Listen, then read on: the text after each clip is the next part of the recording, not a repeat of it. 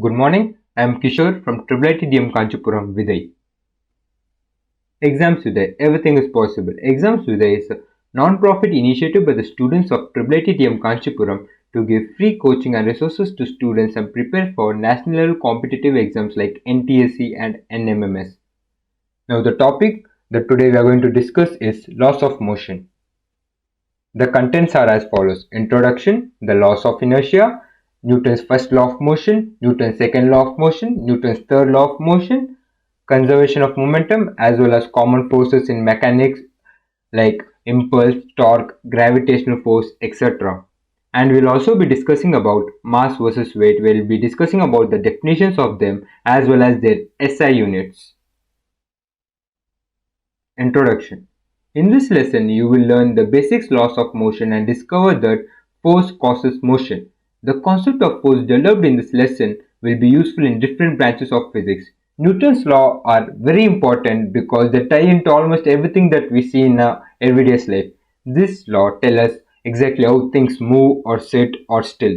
Like, why don't you float out of bed or fall through the floor of your house?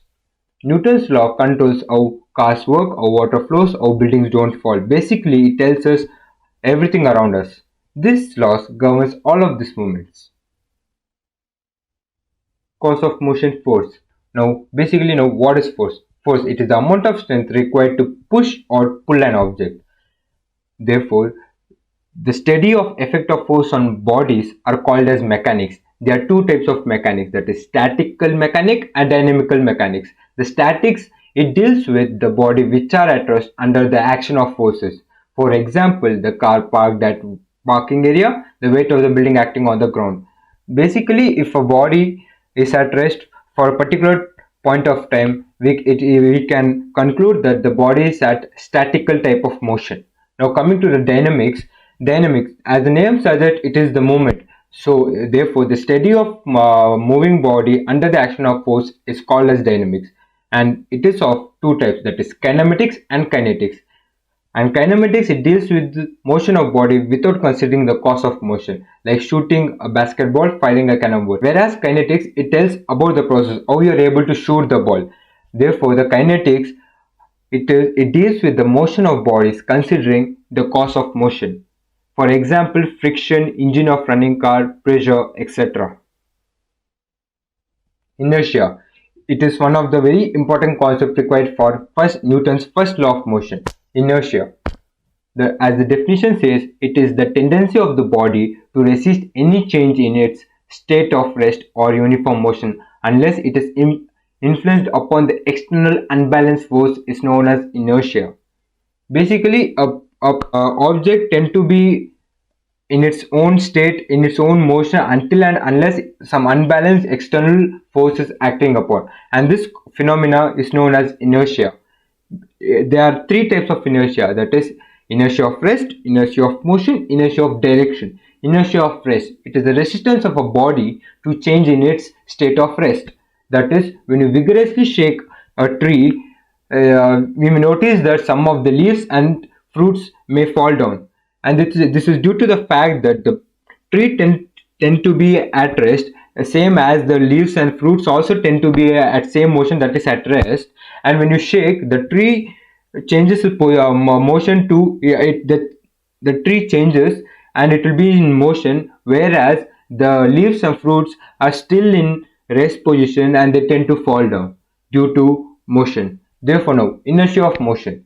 The inertia of motion, it is the resistance of a body to change in its state of motion. An athlete runs some distance before jumping because this will help him to jump longer and higher. That is the inertia of motion. When before you are jumping, you need to perform something so that you need to jump for a longer distance. Therefore, the athlete runs at some distance so that he may gain the force and he will reach more longer distance while jumping. Now coming to the third, that is inertia of direction. It is the resistance of a body to change in its direction of motion. That is, when you make a sharp turn while driving a car, you always tend to lean sideways. Newton's first law of motion, also known as law of inertia, states that every body continues to be in a state of rest or of uniform motion until and unless it is compelled by an external force to act otherwise. For example, to understand the concept well, let's assume that a car carrying a luggage is going for uniform motion in a empty road, and suddenly the car driver inside applies a brake. We may notice that the luggage may fall down as the luggage top of the car is still in motion, whereas the car is in rest, as it has come to rest when we apply the brake. Therefore, it is advised that we tie an luggage kept in the roof of a car with a rope, so that the luggage doesn't fall though the car comes at rest or when we apply sudden brakes. Coming to the Newton's second law of motion, before jumping into the Newton's second law of motion, we need to know about momentum, as it is also known as law of momentum. Now, what is momentum? As the definition says, it is a measure of quantity of motion in the body or impact of force on the body.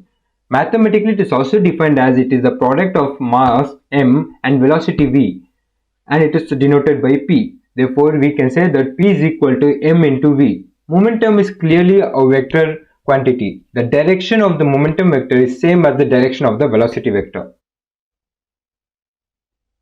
Newton's second law of motion. The Newton's second law of motion is expressed by Newton as follows. The rate of change of momentum of a body is directly proportional to the applied force and takes place in the direction in which the force acts. It is easier for a person to push an empty shopping cart than full one. This is depending on the mass of the object. This is the first example. Now coming to the second example, catching a ball. We may notice that while watching cricket matches, the fielders they tend to pull their hands backwards after catching the ball, because the force not only depends on the change in momentum, but it also depends how fast the change is brought about. A cricketer draws in his hands during a catch, allowing greater time to stop the ball. Hence, it requires smaller force, therefore least pressure on your hands, therefore your hand won't pain. Now, mathematically deriving this Newton's second law of motion, that is, thus, if under the action of force F for time interval delta t, the velocity of the body of mass m changes from v to plus v, that is, the change of velocity delta v. And then let's assume that the initial momentum p is equal to mv and changes by delta p, whereas m is equal to delta v. As you know that there is a change in velocity, therefore there is a change in momentum as well. Now, according to the second law, force is directly proportional to delta p by delta t, that is rate of change of momentum. To remove the proportionality, we add a constant of proportionality here, that is k. Therefore, whereas the k is a constant of proportionality, this is what the main expression for Newton's second law of motion. Now, taking the limit delta v tends to 0, the term delta p by delta t becomes the derivative or differential coefficient of p, that is dp by dt, nothing more in that. And now F is equal to k dp by dt. Now for a fixed mass of m, now we know that p is equal to mv, and we are substituting the p value here, so we'll get d of mv by dt. And you know that mass is constant, therefore dv by dt. We know that the rate of change of velocity is known as acceleration, that is dv by dt is acceleration. The rate of change of velocity with respect to time is known as acceleration. Therefore, the term dv by dt will become acceleration a. Therefore, we can write that F is equal to k into ma. The second law of motion can also be written as force is equal to ma, which shows that the force is proportional to the product of the mass and the acceleration. Now defining the SI unit of force, we can say that the acceleration of 1 meter per second to a mass of 1 kg, this unit is known as Newton, that is 1 Newton is equal to 1 kg meter per second square. Similarly, the unit force can also be defined as the amount of force required to produce an acceleration of 1 meter per second square in a body of mass of 1 kg is known as unit force. Now coming to the Newton's third law of motion, it is very popular law. That is, the third law of motion is expressed as to every action there is equal and opposite reaction. That is, according to Sir Newton, whenever the objects A and B interact with each other, they exert some force upon each other. That when you sit in your chair, your body exerts a downward force on the chair. and the chair exerts an upward force on your body. Therefore, these two forces resulting form an interaction, and the force and these two forces are called as action and reaction. Where you sit is an action, the reaction force is where the chair is exerting an upward force on you, that is known as reaction force.